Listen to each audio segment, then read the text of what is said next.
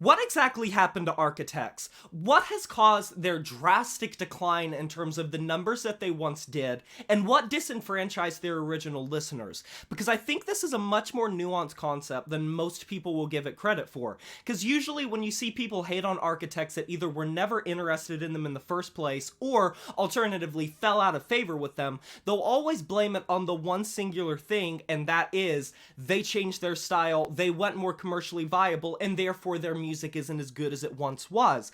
But I have noticed from listening to fans, from listening to them and being a fan of Architects myself, where this exactly came from. If you end up enjoying this video, be sure to drop a like, a comment below, and subscribe if you're new to the channel. Outside of a band like Bring Me the Horizon, the 2010s was largely dominated by Architects in terms of the one household metal name that came about mostly in the 2010s and that everyone knew. Universally, they were critically acclaimed by both critics and fans alike, and it seemed like overnight they had built up a massive army. But it wasn't exactly always like this. When Architects first started making music, they got a lot of great buzz and publicity in the underground and from a lot of publications, but they weren't doing nearly the same numbers that they would later do on records like All Our Gods Have Abandoned Us or Holy Hell. And a lot of people forget that Architects had a discography, a sound, and a specific vibe to them long before that. And that was this djent-infused metalcore music with Sam Carter leading with these high impassioned scream singing vocals, and that was one thing that set them apart massively. Coming from the opinion and perspective of someone that adores metalcore music, Architects stuck out and sort of rose above the corpse pile because of Sam Carter. Their instrumentation was heavy, their breakdowns were great, their production was sanitized, whatever. The reason they had so much staying power in the niche and garnered so much intrigue with them and fascination is Sam Carter's very interesting and very unique style of approaching metalcore singing. Somehow he was so high up in his register and he was so Fry-like, and he was incorporating distortion and Fry screams into his vocal technique, but he was still having so much melodicism to his voice, so much pitch and resonance, and he screamed like a fucking banshee. Now this obviously went hand in hand with his more unclean vocals, but most of the time the choruses is what really made people adopt Architects as a mainstay in this genre. And I think it's not fair to just say that Architects changed their style and people immediately gave up on them, because as someone who has listened to their entire discography,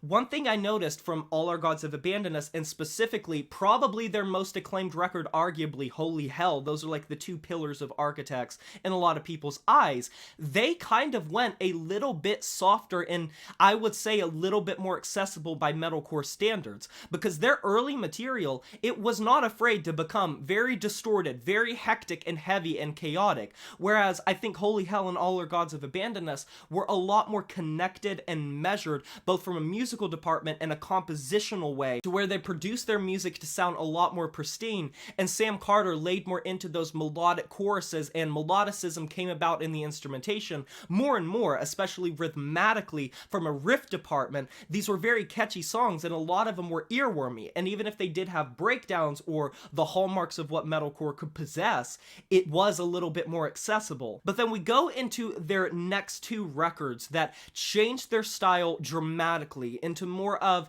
an alternative metal and just an alternative rock sort of department. And throughout the timeline of the recent era, when they have dropped singles like Royal Beggars as well as Dead Butterflies, it kind of was a little bit shaky. And I want to draw a quick comparison just to put some food for thought in your guys' head. The thing that perplexes me about Architects, and the reason that it inspired me to make this video, is Asking Alexandria released an official lyric visualizer video for one of their singles, and I realized that Asking Alexandria drastically changed their style and garnered a lot of hatred from their fan base, but by the same token, them going in more of a direction of commercial viability garnered them more numbers and grew their fan base, even if it sort of pushed away some of their old fans. Architects went in the exact opposite direction, where Architects in their heavier era were doing far more numbers, and that is one of the most interesting things I've ever seen in the genre in the past couple of decades, because that is so rare for a band to become more commercially viable and become more digestible to a mainstream audience, but simultaneously make their numbers go down. And Architects are obviously still massive and the reputation is still big, but I just don't hear Architects coming in the same conversation as the band in the 2010s that every metalcore band wanted to be to the level of, that bands were literally copying, that inspired dozens upon dozens of bands to literally steal their style and incorporate it in their own way. I think people forget the amount of power that Architects had in this community. And you can see this with so many different bands that changed their style and got even more popular. Bring Me the Horizon, Asking Alexandria, to some degree it depends on how you see it, Spirit Box, as well as Dayseeker, Beartooth, it just goes on and on and on. These bands doubled, tripled, quadrupled, or more their numbers both on streaming platforms, views, concert ticket sales, and all of that sort of thing, but Architects have slowly been on this downward trajectory. Why is that? Me personally, I think it comes down to a couple of things. The primary thing being the expectations that Architects had built up for themselves. In the origination of the bands that I just mentioned, none of them were like the most supremely unique bands, and there were other contemporary bands that could scratch that itch. When Architects went away from their style or pushed their fans away, it wasn't like there was another band to fill that void, and Architects were going to go into more of a mature and well fleshed out and defined direction. They were simply changing their style to become something that in many ways felt inferior and lackluster compared to their prior material. And it was in the execution department that I think their music kind of tanked a lot. Sam Carter, as amazing of a vocalist as he is, he can still hit a lot of great vocalization moments, but I am so underwhelmed with how he approaches his vocals nowadays to where it just feels like he's playing it safe and that he's restraining himself. And I don't think he needs to do that, even if they are changing their material. But for bands that were changing their style into a different direction, one thing that a lot of people forget is all of the bands that I mentioned in one form or another, whether you like them or not, changed their style in a unique way and went down an avenue that was uniquely theirs. And they started to develop a style around that and build up a new foundation around their music while still maintaining what made them great.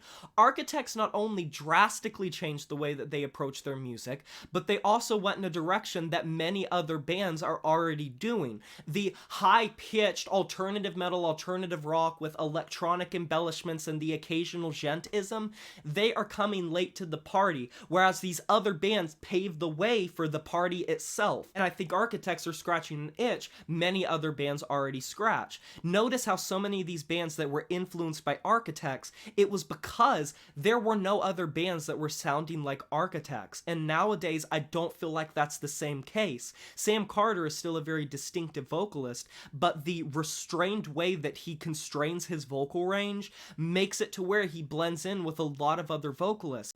And vocalists are always up in the ante, pushing the envelope of what they are capable of, so when someone like Sam Carter is holding his own talents back in a sense, and sort of pushing it down in a way, I think that's where it kind of lingers in this miasma where it's hard to tell what he's really going for. Lyrically, they're still at a high. Lyrically, they're still making songs that are great. But from an instrumental department, a vocal department, and a production department, they are just blending in hardcore with a lot of the rest of the scene. And it is showing a unique thing in the community that you rarely see happen to a band, where it's in the reverse of what it usually is, where a band changes their style into something more digestible and, in a sense, I'm putting this in air quotes, pays the price from a numbers department. What are your guys' opinions of Architects in their old versus new music and this video topic? You can let me know down in the comment section below. I can't wait to discuss it with you. Be sure to like this video if you enjoyed it, subscribe to join the review family today, and smash that notification bell to be notified of my future uploads. You know who it is. My name is Jay Morris, and I'm signing off saying farewell.